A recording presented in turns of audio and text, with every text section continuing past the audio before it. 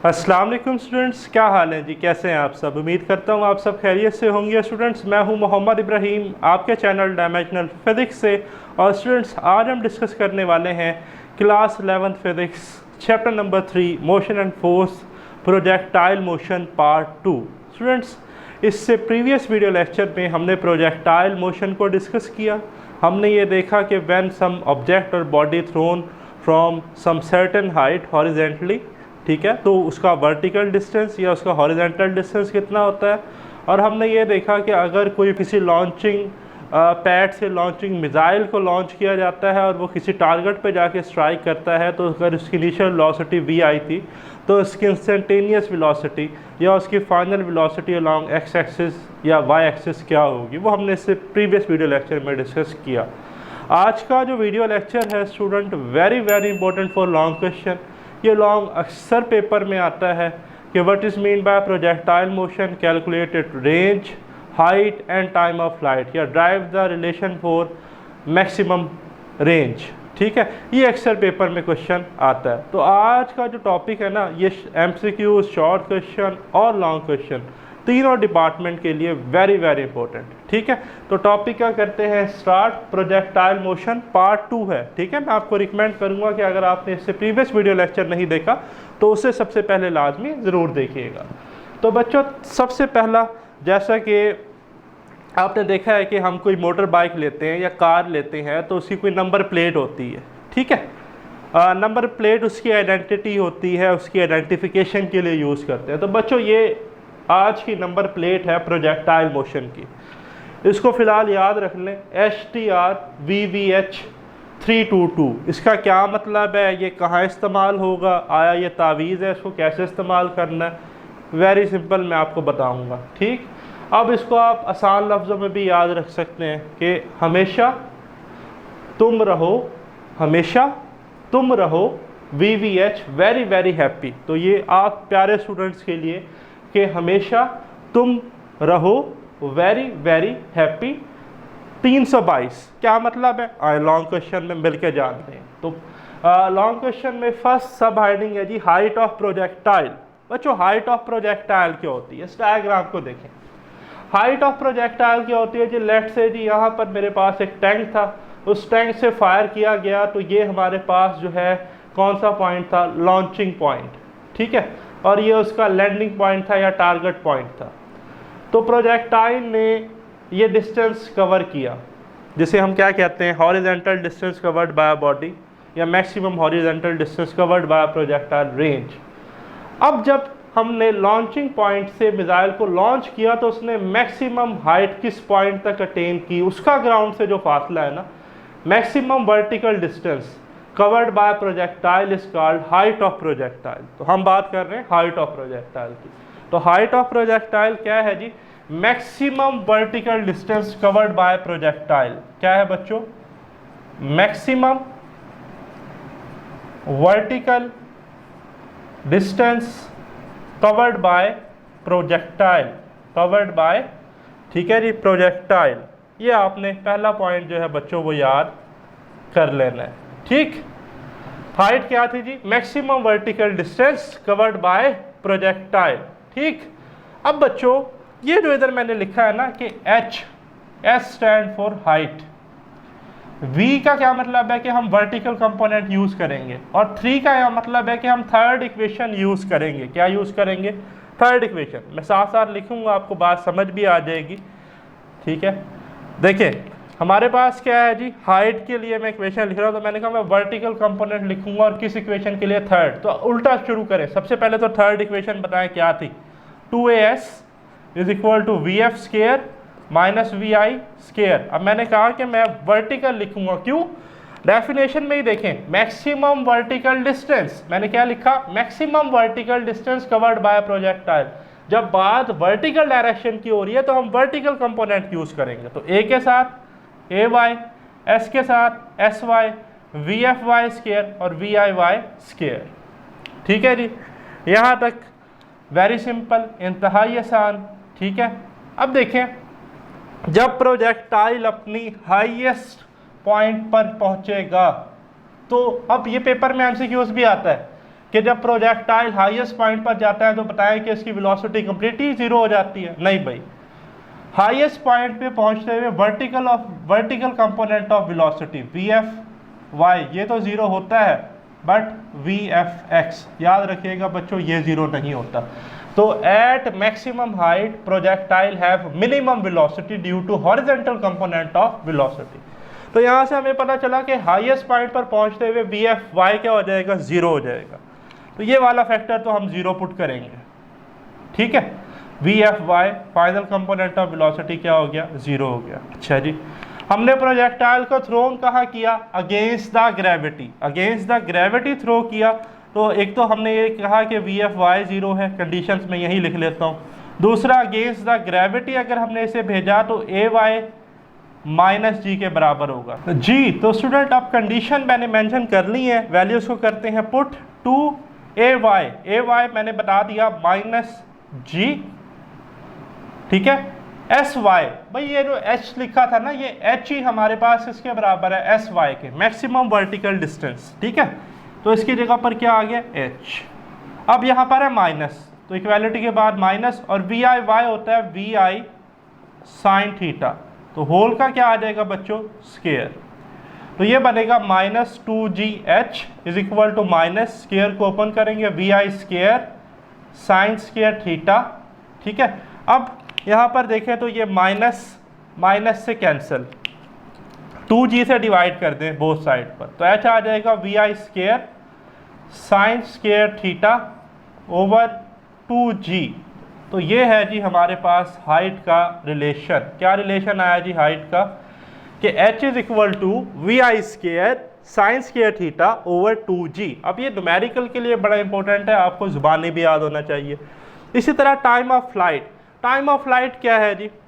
Time taken by projectile to cover the distance from launching point to target point. बच्चों projectile को कितना time लगा launching point से target point तक पहुंचने के लिए, वो कहलाता है time of flight, time of flight. और टाइम ऑफ फ्लाइट का हाफ जो है वो हमें बताता है लॉन्चिंग पॉइंट से मैक्सिमम हाइट जो पॉइंट अटेन की, वो वाला टाइम कहलाता है हमारे पास half of the time of flight, ठीक है। जिससे हमें पता चल जाता है कि लॉन्चिंग पॉइंट से मैक्सिमम हाइट तक कितना टाइम लगा, ठीक है। ये अलग पेपर में MCQ आता है। तो टाइम ऑफ फ्लाइट को कैसे हम ड्राइव करेंगे रिलेशन? तो वेरी सिंपल, STR में T stand for time of flight, vertical component use करेंगे वेलोसिटी का भी, और तमाम जो भी हमारे पास कंपोनेंट्स यूज होंगे इसमें, ठीक है। और सेकंड इक्वेशन ऑफ मोशन इस्तेमाल करेंगे। तो सबसे पहले तो बच्चों मैं सेकंड इक्वेशन ऑफ मोशन जो है वो लिख लेता हूँ, ठीक है। S is equal to VIT plus 1/2 AT square. अब हम कैलकुलेट करना चाह रहे हैं टाइम ऑफ फ्लाइट, ठीक है। तो मैंने कहा कौन सा कंपोनेंट यूज करेंगे? Vertical component. तो SY VIYT 1/2 AYT स्क्वायर। अब यहाँ पर बड़ा इंटरेस्टिंग पॉइंट, मैं आपसे पूछूं कि SY की वैल्यू कितनी होगी? भाई देखें लॉन्चिंग पॉइंट कहाँ था? अगर मैं इसे कोऑर्डिनेट एक्सिस सपोज करूँ तो ये रीजन है जिसके कोऑर्डिनेट 0 0 होते हैं। वापिस आकर जो हमारे पास फाइनल पॉइंट मिला टारगेट पॉइंट, वो भी कहाँ पर है? एक्स एक्सिस पे। तो वर्टिकल डिस्टेंस तो तब होता कि किसी हाईएस्ट पॉइंट पर रुक जाता, ये जहाँ से शुरू हुआ उसी पॉइंट पर जाकर रुका। तो एक्चुअली में इसने कोई वर्टिकल डिस्टेंस तो कवर ही नहीं किया, तो SY तो 0 हो गया। SY क्या हो गया? 0। VIY जो है जी हमारे पास क्या होता है? VI साइन थीटा, ठीक है जी। साथ क्या आ गया जी? T plus 1/2। अब अगेंस्ट द ग्रेविटी थ्रो किया तो -G। अब मैंने शुरू में ही बता दिया था AY क्या आएगा? -G। यहाँ दोबारा लिख देता हूँ कि AY हमारे पास क्या है? -G है, ठीक है, इनटू T स्क्वायर। ओके जी।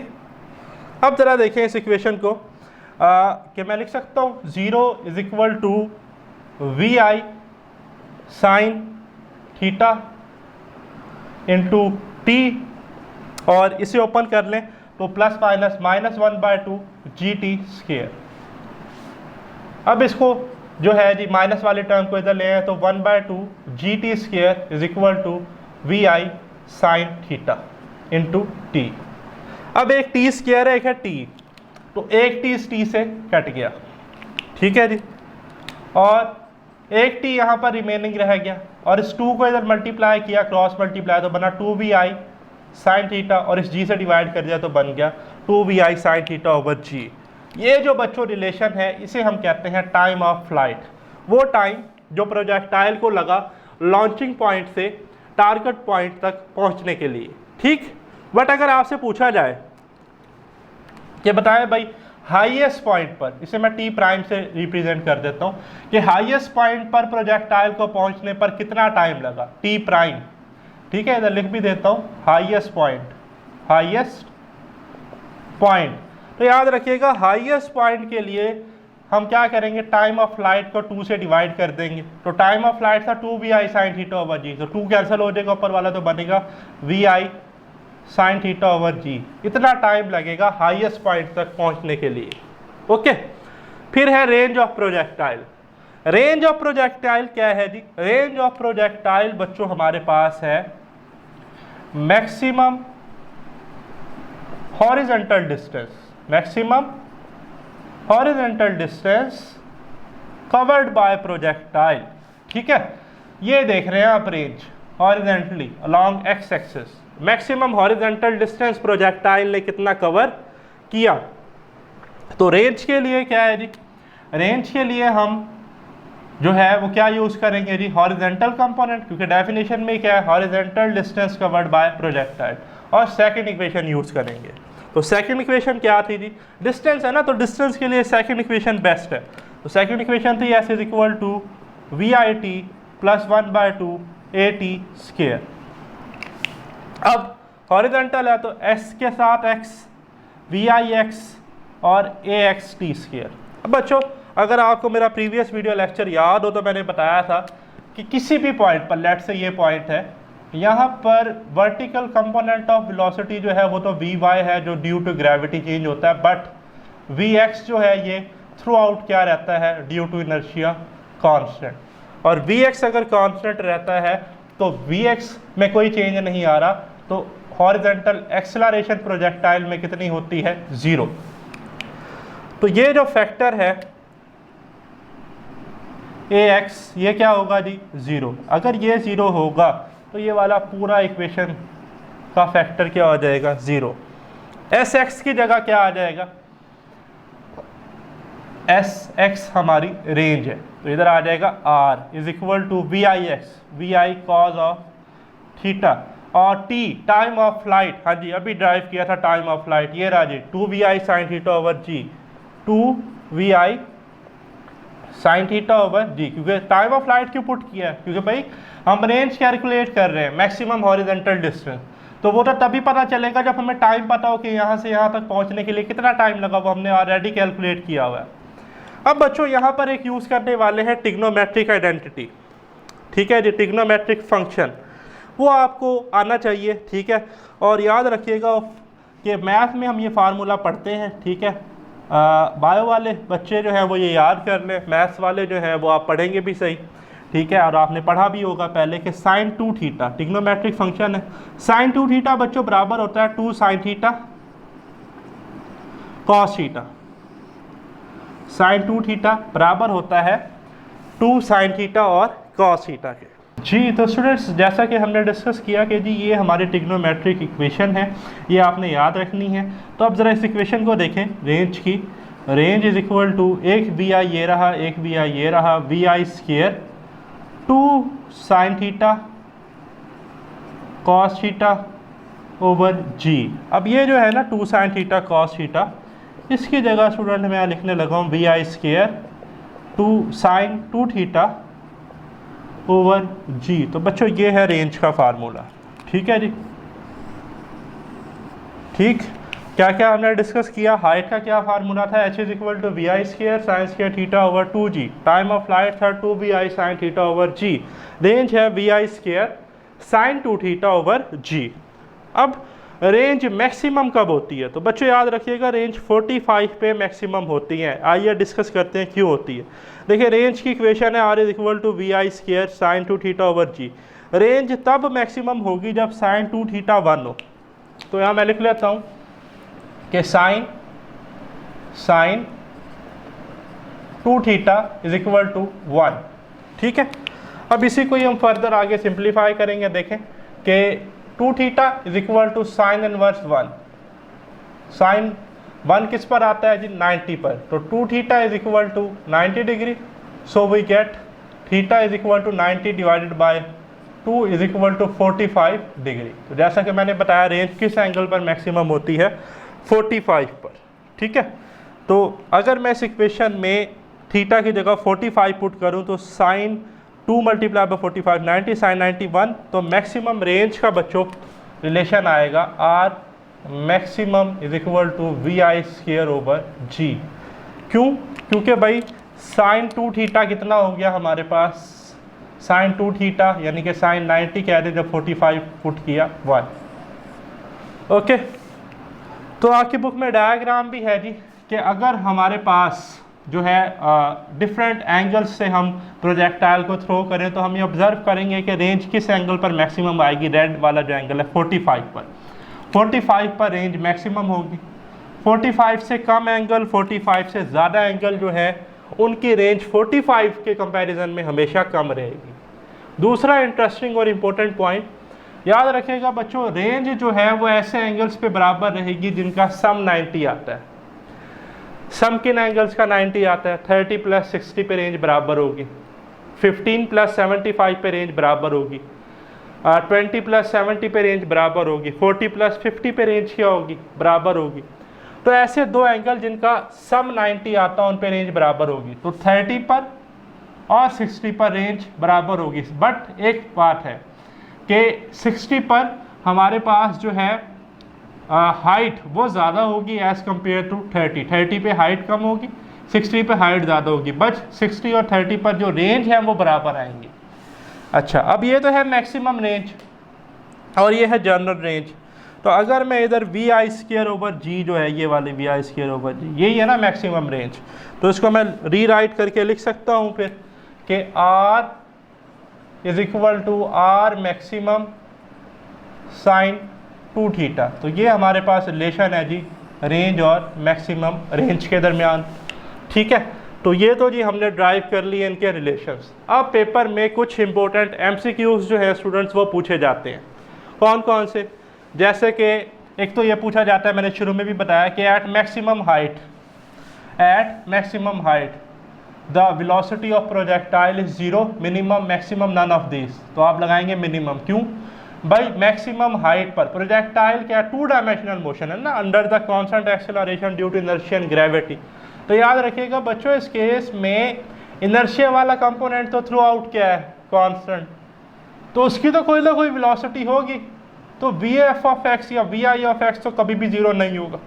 हाँ, हाईएस्ट पॉइंट पे जो वर्टिकल कंपोनेंट है, जैसे हम एक बॉल को थ्रो करते थे ना, तो ये अपने हाईएस्ट पॉइंट पर जाकर इसकी जो फाइनल वेलोसिटी है वर्टिकल होती थी, वो क्या हो जाती थी? 0, क्योंकि तो थी ही क्या? वर्टिकल लीनियर मोशन थी। बट यहाँ 2 डायमेंशनल है, तो यहाँ अगर वी एफ वाई 0 भी है तो वी एफ एक्स तो 0 ही नहीं है।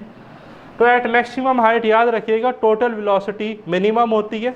ठीक है, और वो हॉरिजेंटल वेलोसिटी के बराबर होती है। क्या होती है? मिनिमम होती है और हॉरिजेंटल वेलोसिटी के बराबर होती है जी। तो बच्चों सेकंड है कि range is equal to 4 times of height at theta is equal to 45। अब ये आप खुद से चेक भी कर सकते हैं। 45 पे रेंज मैक्सिमम होती है we I square over ji.